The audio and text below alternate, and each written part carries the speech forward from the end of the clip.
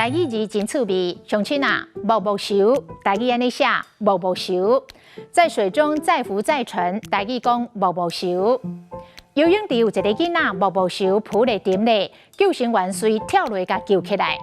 较紧咧，有人伫咧水底滚凉，木木熟，赶紧去报警。这个木木熟传出来的意思是忙乱、求助无门。这平时较常用着讲着，就是咧形容拄着代志，较无法度应付，较无法度解决。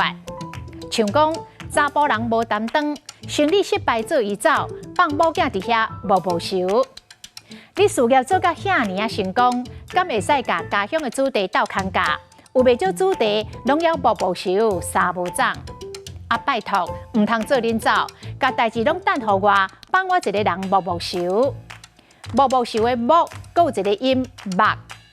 若去目着毒，恐惊一世人乌有。食水饺，白洗字，无洗字，目着豆油。